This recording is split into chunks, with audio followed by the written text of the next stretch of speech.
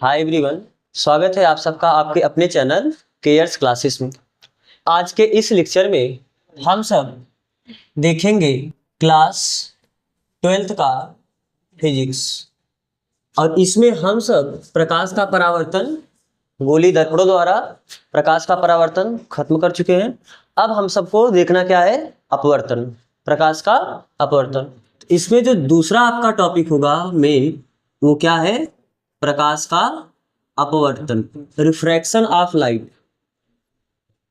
परावर्तन को क्या बोलते हैं, रिफ्लेक्शन, और अपवर्तन को क्या बोलते हैं, रिफ्रैक्शन। तो ये आपका वही किरण प्रकाश की में ही है ना, उसी में पहले चैप्टर में है। तो क्या होता है प्रकाश का अपवर्तन, आपको पता था। परावर्तन में क्या होता है कि प्रकाश जैसे अगर इस किसी सतह से टकरा के उसी माध्यम में वापस आ गया, तो ये जो घटना है, इस घटना को हम बोलते हैं प्रकाश का परावर्तन। लेकिन अपवर्तन में क्या होता है, प्रकाश अगर इस दीवार से टकराया या किसी सतह से टकराया और टकराने के बाद दूसरे माध्यम में प्रवेश कर गया। फिलहाल ऐसा दीवार के साथ तो नहीं होगा, लेकिन जैसे मान लो कि आपका एक बाल्टी है, बाल्टी में आपने पानी भर के रखा है, तो अगर आपने ऊपर से एक लेजर लाइट मारा तो क्या वो लेजर लाइट का कुछ पार्ट अंदर जाएगा कि नहीं जाएगा। तो आपने वो पहले प्रकाश हवा से चल रहा था, अब वो प्रकाश जल में जाएगा, तो एक माध्यम से दूसरे माध्यम में प्रकाश प्रवेश किया कि नहीं किया। तो इसी घटना को हम लोग क्या कहते हैं, प्रकाश का अपवर्तन। तो जब प्रकाश एक पारदर्शी माध्यम से दूसरे पारदर्शी माध्यम में प्रवेश करता है, तो वह पहली बात तो अपने मार्ग से विचलित भी हो जाता है। थोड़ा प्रवेश करते समय अपने मार्ग से विचलित होता है। और विचलित क्यों होता है, क्योंकि आपको पता है कि प्रकाश का भिन्न भिन्न माध्यमों में चाल भिन्न भिन्न होता है। तो अगर पहले माध्यम में उसका चाल कुछ रहा होगा, दूसरे माध्यम में उसका चाल कुछ रहा होगा, तो सीधी सी बात है, अगर पहले माध्यम में उसका चाल ज्यादा रहा होगा तो वो सीधा मतलब वो जिस स्पीड जा रहा है उसी स्पीड जाएगा। अब जब दूसरे माध्यम पहुंचेगा तो उसका चाल कम हो जाएगा, तो अपने मार्ग को बदलेगा कि नहीं बदलेगा। तो अर्थात जब प्रकाश एक माध्यम से दूसरे माध्यम में प्रवेश करता है तो पहली बात अपने पथ से विचलित भी हो जाता है, ठीक है। और ये एक माध्यम से दूसरे माध्यम में प्रवेश करने की जो घटना है, इसी घटना को हम लोग क्या कहते हैं, प्रकाश का अपवर्तन। तो लिखो आप प्रकाश के अपवर्तन में, जब प्रकाश की किरण एक पारदर्शी माध्यम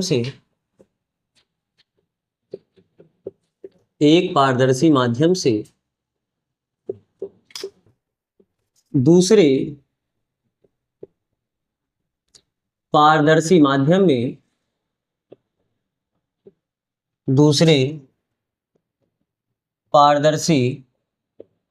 में प्रवेश करती है, तो वह अपने मार्ग से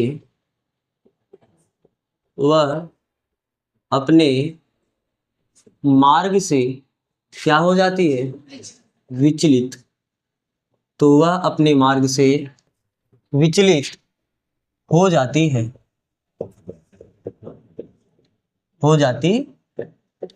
प्रकाश किरण की इस घटना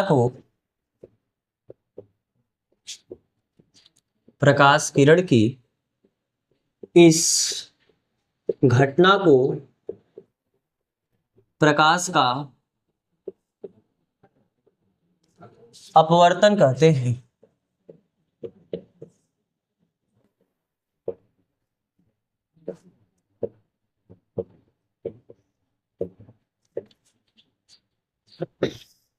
तो कोई आपसे अगर पूछेगा कि प्रकाश का अपने मार्ग से विचलित होने का कारण क्या है, तो आप बताओगे इनकी चाल, क्योंकि प्रकाश की चाल भिन्न भिन्न माध्यमों में क्या होता है, भिन्न भिन्न होता है। तो पहले माध्यम में कुछ चाल रहा होगा, दूसरे माध्यम में कुछ चाल रहा होगा, जब दूसरे माध्यम में चाल बदल जाएगा तो अपना रास्ता भी चलने का बदलेगा। तो इनका पथ बदलने का जो कारण है वो क्या है, उसका चाल ना, उसका अपना अलग अलग माध्यमों में चाल का अलग अलग होना। तो इसको आप फिगर के रूप में बनाना है तो बना सकते हो। जैसे मान लो कि आपका एक पहला माध्यम है और ये आपका कौन सा माध्यम है, एक दूसरा माध्यम। तो जब प्रकाश किरण आया, तो जो प्रकाश किरण आके, ये क्या है, पृथककारी सतह, दो माध्यमों को अलग करने वाला सतह। इसके ऊपर पहला माध्यम है, इसके नीचे दूसरा माध्यम है। तो ये ऐसा सतह है, ये दोनों माध्यमों को अलग अलग कर रहा है कि नहीं कर रहा है। तो ये आपका कौन सा सतह है, पृथककारी सतह इसे बोलते हैं ना। तो जब प्रकाश किरण पृथककारी सतह पर पड़ेगा तो इसको तो वैसे तो जाना चाहिए था ऐसे सीधा, लेकिन चाल अलग होने के कारण ये सीधा नहीं जाएगा, या तो ये इधर झुक जाएगा या तो ये इधर। तो ये बिंदु की इस किरण को क्या कहते हैं? आपतित किरण। जो किरण सतह पे आके गिरती है उस किरण को हम लोग क्या कहते हैं? आपतित किरण। और जिस बिंदु पर गिरती है उस बिंदु को हम लोग क्या कहते हैं? आपतन बिंदु। तो यह बिंदु आपका कौन सा बिंदु है? आपतन बिंदु। और आपको पता है कि आपतन बिंदु पर और सतह के लंबवत जो खींची गई रेखा होती है, सॉरी, इस रेखा को हम लोग क्या कहते हैं? अभिलंब। ये रेखा कौन सा है? अभिलंब। तो ये जो प्रकाश किरण है या तो अभिलंब की तरफ झुकेगा या तो अभिलंब से दूर हटेगा। हम एक वैसे केस ले रहे हैं, मान लो ये अभिलंब की तरफ झुक गया। अभी हम देखेंगे कब अभिलंब से दूर हटेगा और कब अभिलंब की तरफ झुकेगा। तो ये जो दूसरे माध्यम प्रकाश किरण होके गया है तो अपवर्तन यहाँ पर हुआ है। इस किरण को हम लोग क्या कहते हैं? अपवर्तित किरण। कौन सा किरण? अपवर्तित किरण। तो ये जो घटना है एक माध्यम से दूसरे माध्यम में प्रवेश करते समय अपने मार्ग से विचलित होने की, इसी घटना को हम लोग क्या कहते हैं? प्रकाश का अपवर्तन। ठीक है। फिर उसके बाद आप ये फिगर बनाना है, बना लो, फिगर बनाते रहो। आपको पता है जब आपने प्रकाश का परावर्तन देखा था तो उसमें आपने इन सब के डिफिनीशन भी तो देखे थे।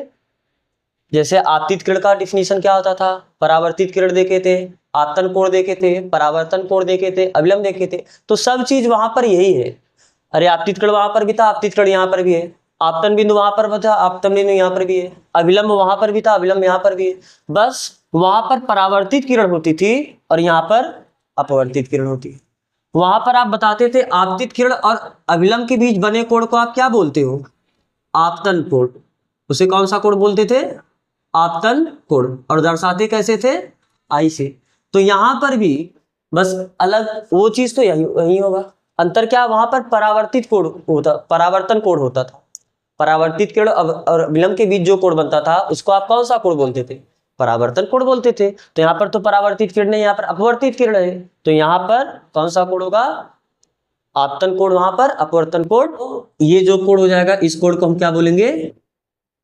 अपवर्तन कोण। और इस कोण को भी हम किस लेटर से दर्शाएंगे? आर से ना। तो चलो इसके आगे बात करें। यहां तक ये फिगर बनाना है, बना लो। अब अगला हेडिंग आपका अपवर्तन के नियम। जैसे वहां पर आपने प्रकाश का परावर्तन देखा, फिर क्या देखा? प्रकाश परावर्तन के नियम। तो यहाँ पर आपने प्रकाश का अपवर्तन देखा, अब आप प्रकाश के अपवर्तन के नियम। तो अगला हेडिंग डालो अपवर्तन के नियम। क्या है अपवर्तन का नियम? क्लास 10th में आप पढ़े हो, वही चीज यहाँ पर भी आपको लिखना है कि किन्हीं, यहां पर एक चीज आप थोड़ा ध्यान देना, 2 वर्ड आप जरूर बोलना। किन्हीं 2 माध्यमों के लिए तथा एक वर्णीय प्रकाश के लिए। ठीक है। वरना आप जो बोलते हो ना कि किन्हीं 2 मतलब आपतित कोण की जा तथा अपवर्तन कोण की जा का अनुपात नियत होता है, तो वह अनुपात तभी नियत होगा, उन दोनों का अनुपात तभी कांस्टेंट आएगा जब आप ये 2 माध्यम फिक्स करो। आप ऐसा नहीं करना कि पहले आपने एक बार जल और कांच ले लिया, दूसरी बार आपने हवा और कांच ले लिया, तो उसके लिए अनुपात अलग अलग आएगा, तब अनुपात नियत नहीं रह जाएगा। और दूसरा, एक वर्णीय प्रकाश होना चाहिए। एक वर्णीय का मतलब एक रंग का प्रकाश होना चाहिए, क्योंकि आपको पता है ये श्वेत प्रकाश जो आप जानते हो ये भी 7 विभिन्न रंगों से मिलकर बना हुआ है, विबग्योर जिसे आप पढ़ते हो। तो अगर आप लाल रंग के, क्योंकि अलग अलग रंग के लिए अपवर्तनांक जो वहां पर आता है वो अलग अलग होता है। बात समझ में आता है ना? अलग अलग रंग का तरंगदैर्घ्य अलग अलग होता है, इसलिए अलग अलग रंग के लिए किसी माध्यम का अपवर्तनांक अलग अलग होगा। इसलिए आपको प्रकाश का रंग फिक्स करके चलना होगा। आप बोलोगे एक वर्णीय प्रकाश के लिए, मतलब वर्ण भी आपने उसका फिक्स कर दिया, रंग भी आपने उसका फिक्स कर दिया। तो लिखो प्रकाश अपवर्तन के कितने नियम है? 2 नियम है। प्रकाश के अपवर्तन के 2 नियम है।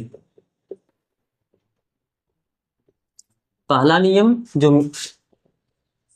आपतित किरण, अपवर्तित किरण तथा आपतन बिंदु पर खींचा गया अभिलंब, तीनों एक ही तल में स्थित होते हैं ना। तल का मतलब समझ रहे हो ना, आपको बताए थे।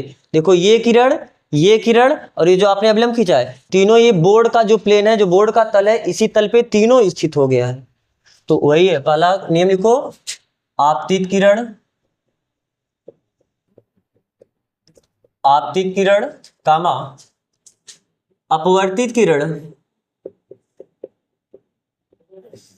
अपवर्तित किरण तथा आपतन बिंदु पर खींचा गया अभिलंब, आपतन बिंदु पर खींचा गया अभिलंब तीनों एक ही तल में स्थित होते हैं।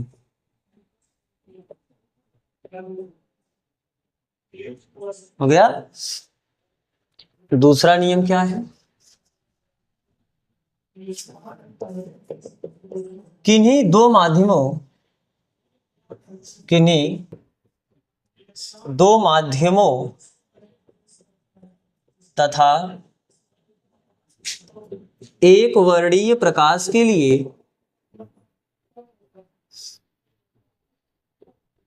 एक वर्णीय प्रकाश के लिए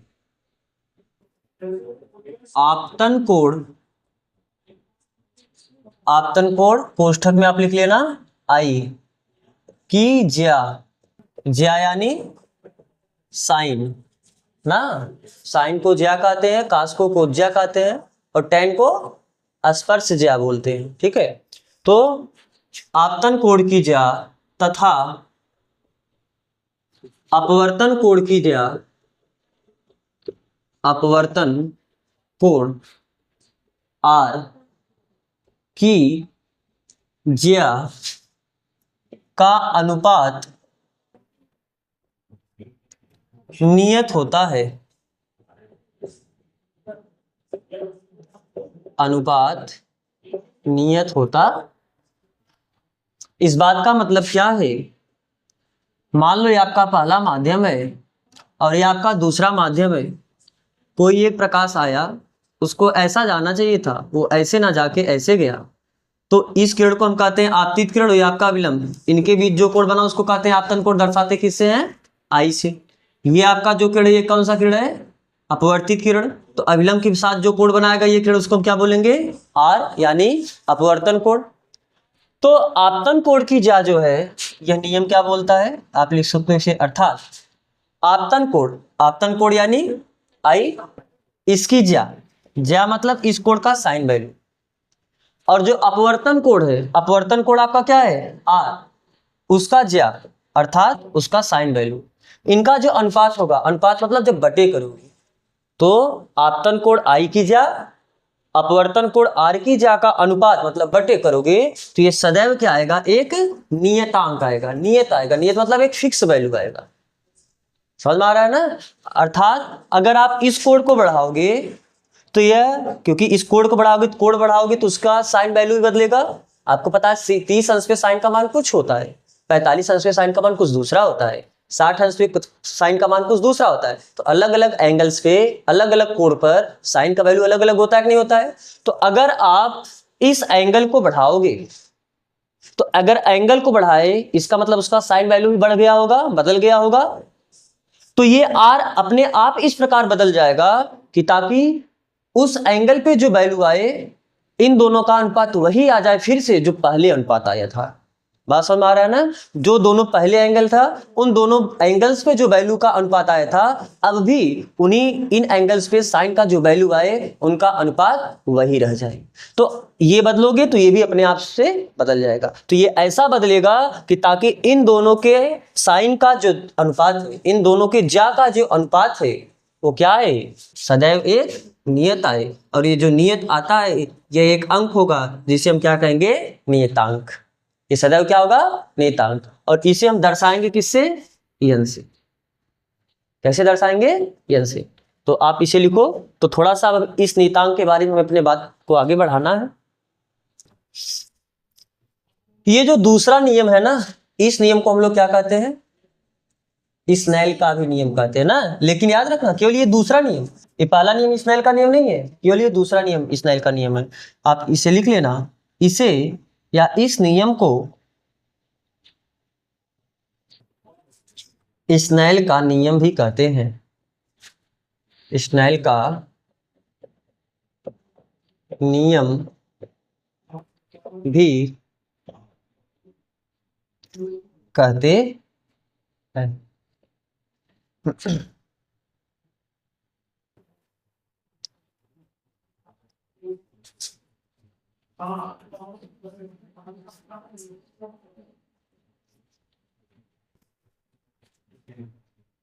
चलो अब इस नियतांक के बारे में थोड़ा बात कर लो। ये जो नियतांक है, इस नियतांक को हम लोग अपवर्तनांक कहते हैं। इस नियतांक, ये जो आपको एक कांस्टेंट आया है, इन दोनों का अनुपातिक नियतांक है ना, तो इस नियतांक को आपने किस लेटर से दर्शाया? n से दर्शाया। इसका नाम क्या है? अपवर्तनांक। तो यहां जो नियतांक आता है, इस नियतांक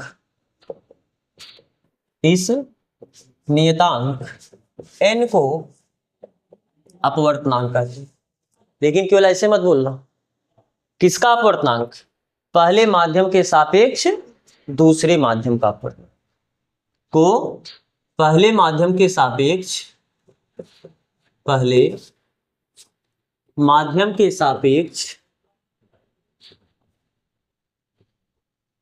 दूसरे माध्यम का अपवर्तनांक कहते हैं। अपवर्तनांक कहते हैं। और इसे निरूपित कैसे करेंगे? पहले माध्यम के सापेक्ष दूसरे माध्यम का अपवर्तनांक 1 and 2 ना, पहले माध्यम के सापेक्ष दूसरे माध्यम का अपवर्तनांक। किसी बुक में आपको ऐसे मिल जाता है n21, कहीं कहीं आपको ऐसे मिलेगा। तो n21 का मतलब क्या है? दूसरे माध्यम का अपवर्तनांक पहले के सापेक्ष। तो जिस माध्यम का अपवर्तनांक है, तो यह है क्या? दूसरे माध्यम का अपवर्तनांक है। तो n के बगल में ही आप 2 लिखोगे, n के जस्ट बगल में आप 2 लिखोगे, और जिसके सापेक्ष है उसको या तो इसके पहले लिख दो, n के पहले, या तो इसके बाद लिख दो। तो इसे से भी प्रदर्शित करते हैं।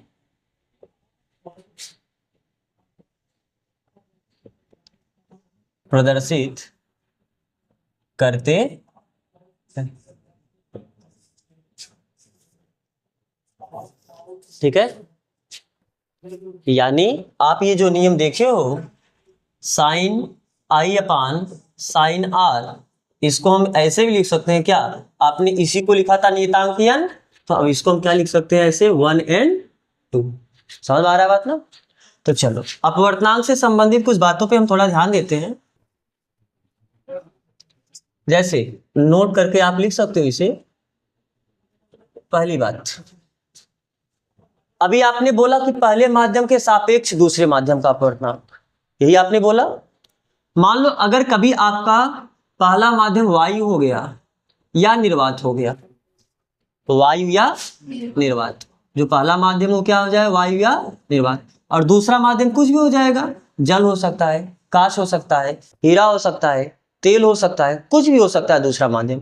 तो मान लो हम इसको कह देते हैं, मान लो आपका ये क्या है? कांच है। ठीक है, तो पहले माध्यम के सापेक्ष दूसरे माध्यम का अपवर्तनांक, यानी वायु के सापेक्ष कांच का अपवर्तनांक होगा कि नहीं होगा? वायु के सापेक्ष कांच का अपवर्तनांक होगा। इसको आप कैसे लिखोगे? 1 and 2 ही तो लिखते हो। तो पहला माध्यम आपका क्या हो गया? हवा, एयर, N2। दूसरा माध्यम आपका क्या है? कांच। कांच यानी ग्लास। तो ग्लास को आप ऐसे जी लिखोगे कि नहीं लिखोगे? तो आप इसको ANG भी लिख सकते हो। इसका मतलब हवा के सापेक्ष कांच का अपवर्तनांक। तो यहाँ पर किसके सापेक्ष आपने अपवर्तनांक बताया? वायु के सापेक्ष या हवा के सापेक्ष। तो जब कभी भी किसी माध्यम का अपवर्तनांक आप वायु के सापेक्ष बताओगे, उस अपवर्तनांक को हम क्या बोलेंगे? निरपेक्ष अपवर्तनांक। बात समझ आ रहा है ना? तो यहां पर जो कांच का अपवर्तनांक है, ये कांच का ही अपवर्तनांक, ये किसका अपवर्तनांक है?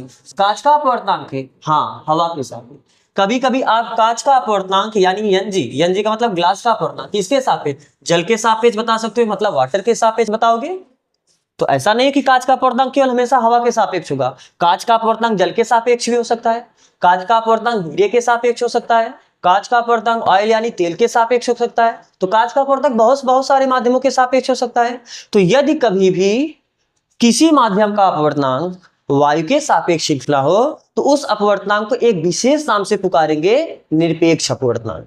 तो निरपेक्ष अपवर्तनांक क्या होता है, किसी भी माध्यम का वायु के सापेक्ष जो अपवर्तनांक होता है उसे हम क्या बोलते हैं, निरपेक्ष अपवर्तनांक। और इसे केवल एएनजी न लिख के कभी कभी हम केवल एनजी भी लिख सकते हैं।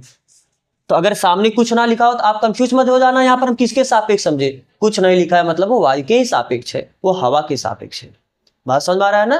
तो आप अपवर्तनांक से संबंधित इस बात को लिखना कि वायु के सापेक्ष, वायु या निर्वात के सापेक्ष, वायु या निर्वात के सापेक्ष किसी माध्यम के अपवर्तनांक को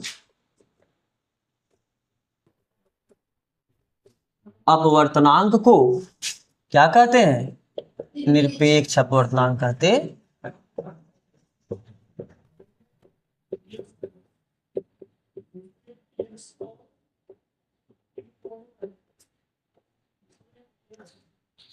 जैसे अगर कांच का वायु के सापेक्ष अपवर्तनांक हो, कांच का वायु के सापेक्ष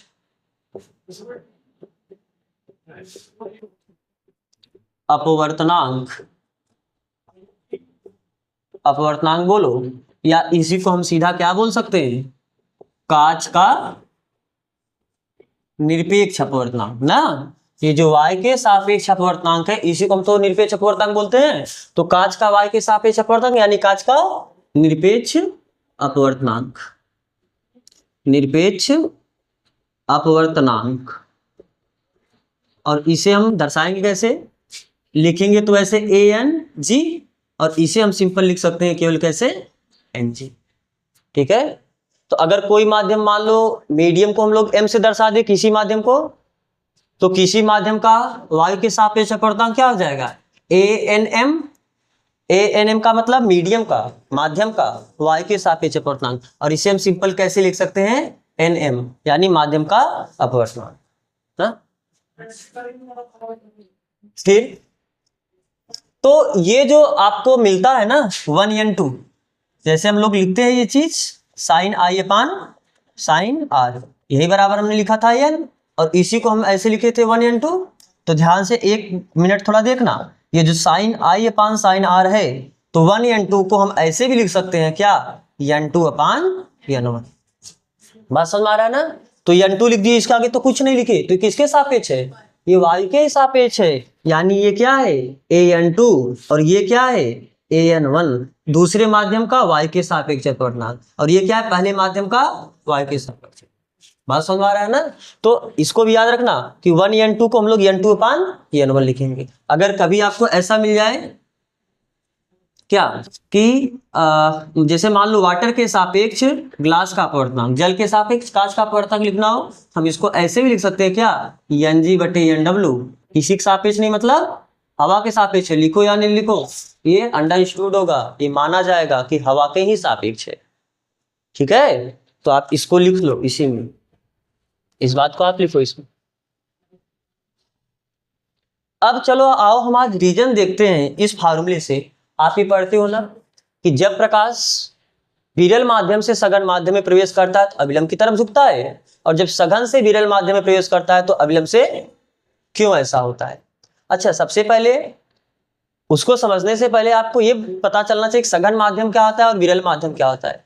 सघन का मतलब क्या होता है, घना, घना यानी पास पास, डेंस मीडियम, डेंसर मीडियम जिसे बोलते हैं। अर्थात क्योंकि आपको पता है कि कोई माध्यम कैसे मिलकर बना होता है, हर माध्यम कणों परमाणुओं से मिलकर बना होता है, और किस कोई भी माध्यम आप लो तो उसमें जो कणों जिन कणों और परमाणुओं से मिलकर बना है उन कणों का परमाणुओं का एक व्यवस्था क्रम होता है, उनके बीच की कुछ दूरी होती है। तो यदि वो जिन कणों और परमाणुओं से मिलकर बना है उनके बीच की दूरी बहुत कम हो, अर्थात सभी कण बहुत पास पास हो, तो ऐसे माध्यम को हम लोग क्या कहते हैं, सघन माध्यम। और यदि उनके कण के बीच की दूरी थोड़ा ज्यादा हो उसको हम क्या कहते हैं, विरल माध्यम। तो हमेशा सघन और विरल, आपको पूछा जाए कौन सा माध्यम सघन है कौन सा माध्यम विरल है, तो दो माध्यम आपको दिया है, उसमें से आपसे पूछे कौन सा माध्यम सघन है कौन सा माध्यम विरल है, तो आप देखो किसमें कण ज्यादा पास पास होंगे और किन में कण ज्यादा दूर दूर होंगे। जैसे अगर आपको हम जल दे दे, पानी, और आपको हम दे दे वायु, तो कौन सघन होगा कौन विरल होगा? सीधी सी बात है, जल आपका सघन माध्यम होगा और वायु आपका विरल, क्योंकि वायु के कण दूर दूर होते हैं और जल के कण थोड़ा ना, अरे आपको पता है ठोस के कण बहुत पास पास, द्रव के कण थोड़ा दूर दूर और गैस के कण और दूर दूर होते हैं। तो वायु तो एक प्रकार का गैस में चला जाएगा, तो उनके कण और दूर दूर होंगे और जल के कण थोड़ा पास पास होंगे, तो ये सघन माध्यम हुआ और यह विरल माध्यम। अगर आपको हमने जल दे दिया और कांच दे दिया, तब जो जल इसके पहले सघन माध्यम था अब वह विरल माध्यम हो जाएगा। बात समझ में आ रहा है? इसका मतलब कोई ऐसा नहीं कि वो सघन है तो उसे आप सघन ही बोलोगे, कभी उसे विरल नहीं बोलोगे। कोई आज किसी को विरल बोल दिया तो उसे हमेशा विरल बोलोगे, कभी सघन नहीं बोलोगे। सघन और विरल ये रिलेटिव टर्म्स है, अर्थात कंपैरेटिव टर्म है, तुलना करना पड़ेगा। आपको दो माध्यम देगा, उसमें देख के बताओगे कौन सघन है कौन विरल है। जो आज सघन है वो किसी के सापेक्ष विरल भी हो सकता है। तो अगर जल और कांच दिया जाए तो जल के कण कांच की तुलना में थोड़ा दूर दूर होंगे। अरे जल में आप हाथ अपना इधर उधर करके हिला सकते हो, लेकिन कांच में ऐसा तो नहीं कर सकते हो ना। तो जो जल के कण है वो थोड़ा कांच की तुलना में दूर दूर है और कांच के कण जल के तुलना में पास पास है। तो जब कण पास पास हुए अर्थात ये सघन घना है, अर्थात ये सघन माध्यम हुआ और ये आपका विरल माध्यम हुआ। तो पहले अब हम देखते हैं क्यों प्रकाश विरल से सघन माध्यम में चलते समय अविलंब से दूर, सघन में जब चलेगा तो अविलंब की तरफ झुकता है और जब विरल माध्यम में प्रवेश करता है तो अविलंब से दूर हट जाता है। देखो आप अभी यही ध्यान है ना, 1n2 sine i upon sine r ये किसके बराबर होता है, 1n2, और इसी को हम क्या लिखते हैं, n2 अपान n2 क्या है, अपवर्तनांक है, और n1 क्या है, अपवर्तनांक है। ये दूसरे माध्यम का अपवर्तनांक है, पहले माध्यम का अपवर्तनांक है। एक बात आप याद रखो, जो माध्यम जितना सघन होगा उसका अपवर्तनांक उतना ही ज्यादा होगा। ठीक है, सबसे विरल अभी तक प्रकृति में जितने भी माध्यम उपलब्ध हैं उनमें जो सबसे विरल माध्यम वो आपका वायु है। और निर्वात तो माध्यम ही नहीं है, निर्वात कोई आपका वैसा, क्योंकि कण से मिलकर बना है उसमें कुछ नहीं होता है। तो निर्वात या वायु का अपवर्तनांक सबसे कम लगभग 1 के बराबर होता है। निर्वात का तो 1 ही मानते हैं, वायु का लगभग 1 से थोड़ा ज्यादा होता है, लेकिन हम लोग लगभग 1 मान लेते हैं। ठीक है, और आपको पता है जल का 1.33 का आसपास होता है और कांच का 1.5 होता है। तो जितना ज्यादा सघन माध्यम होगा उसका अपवर्तनांक उतना ही ज्यादा होगा। अगर प्रकाश, हम पहला केस देख रहे हैं कि जब प्रकाश किससे, ये सघन माध्यम है या विरल माध्यम ले लो, जब प्रकाश विरल माध्यम से किस में प्रवेश करता है, सघन माध्यम। ये आपका पहला माध्यम हुआ, आपका दूसरा माध्यम हुआ। ठीक है, तो अगर पहला माध्यम विरल है तो पहले माध्यम का अपवर्तनांक कम होगा कि ज्यादा होगा, कम होगा। जितना ज्यादा विरल उतना ज्यादा अपवर्तनांक कम, और जितना ज्यादा सघन उतना ज्यादा अपवर्तनांक ज्यादा। तो अगर पहला माध्यम आपका विरल है तो पहले माध्यम का जो अपवर्तनांक होगा मान लो n1 और दूसरे माध्यम का जो अपवर्तनांक होगा n2। तो अगर पहला माध्यम विरल है तो n1 और n2 में कौन बड़ा होगा, सघन वाला का अपवर्तनांक ज्यादा होगा, यानी n2 बड़ा होगा। सही बात, n2 है क्या अंश में। तो अगर जब कभी भी अंश बड़ा होता है और हर छोटा होता है, तो यहाँ पर अंश बड़ा है और हर छोटा है तो वैल्यू 1 से बड़ा आता है कि नहीं आता है। तो अब बताओ ध्यान से, यहाँ पर sine i upon sine r ये भी 1 से बड़ा आएगा, क्योंकि ये है किसके बराबर, n2 अपान n1 के बराबर है, और ये बड़ा है, ये छोटा वैल्यू है। जब भी बड़े वैल्यू में आप कम वैल्यू का भाग दोगे वैल्यू हमेशा 1 से क्या आएगा, बड़ा है। देख लो, जैसे मान लो अगर आप कम वैल्यू में, मान लो यहाँ पर 3 है और यहाँ पर 5 है, तो आप 3 में 5 का भाग दोगे तो दशमलव में चला जाएगा, वैल्यू 1 से कम हो जाएगा। लेकिन जैसे ये 5 से बड़ा हुआ 6, अब 5 1 के 5 1 दशमलव कुछ आ जाएगा। जितना ज्यादा बड़ा होता जाएगा 1 से वैल्यू उतना बड़ा होता जाएगा। तो अगर यह बड़ा है और यह कम है, अंश बड़ा है हर छोटा है, तो वैल्यू सदैव 1 से क्या होगा, बड़ा होगा। तो ये वैल्यू अगर ये 1 से बड़ा है यानी ये भी 1 से बड़ा होगा, इसका मतलब क्योंकि ये तो इसी के बराबर है ना, अरे ये दोनों बराबर है, अगर ये 1 से बड़ा होगा तो ये भी तो 1 से बड़ा होगा, तो sine i upon sine r ये 1 से क्या होगा, बड़ा होगा। तो क्या आप इसको लिख सकते हो ऐसा, ये भाग उधर जाके गुणा हो जाएगा, तो साइन आई ये बड़ा होगा किससे, साइन आर से। अब बताओ साइन आई का वैल्यू बड़ा है, साइन आर का वैल्यू कम है, ये कब होगा, जब आई आपका बड़ा हो किससे, आर से। अरे जितना ज्यादा बड़ा एंगल होगा साइन का वैल्यू उतना बड़ा होता है, आपको पता है ना, देख लो साइन 0 अंश का मान कितना होता है 0, और साइन 30 अंश का मान कितना होता है 1/2, और साइन 90 अंश का मान कितना होता है 1। तो देखो यहाँ पर एंगल 0 था तो इसका वैल्यू सबसे कम आया, एंगल बढ़ा के आपने 30 कर दिया, वैल्यू 0 से बढ़ के आधा हो गया, वैल्यू और बढ़ा, आपने एंगल को और बढ़ा दिया, देखो वैल्यू आधा से बढ़ के 1 हो गया। तो जैसे जैसे एंगल बढ़ता है साइन का वैल्यू वैसे वैसे बढ़ता है कि नहीं बढ़ता है। तो अगर साइन का वैल्यू बढ़ा है मतलब एंगल बड़ा होगा, तो यहाँ बताओ आई पे साइन का वैल्यू बड़ा है आर पे साइन के वैल्यू से, तो यानी आई बड़ा होगा आर से। बात समझ में आ रहा है कि नहीं समझ में आ रहा है। आई है क्या, आपतन कोण, और आर है क्या, अपवर्तन कोण, यानी पहले माध्यम में जो कोण बना था वो ज्यादा था क्योंकि आई बड़ा है ना, और आर कम है, अर्थात दूसरे माध्यम में अगर ये सीधा निकल जाएगा तो उतना ही कोण बनेगा, लेकिन उससे कम कोण चाहिए, उससे कम कोण कब बनेगा, जब ये थोड़ा सा दबे। इसीलिए हम कहते हैं दूसरे माध्यम में प्रवेश करते समय वो अभिलंब की तरफ झुक जाता है। बात समझ में आ रहा है। आज यहीं तक करते हैं, यहाँ तक जुड़ने के लिए आप सबका बहुत बहुत धन्यवाद।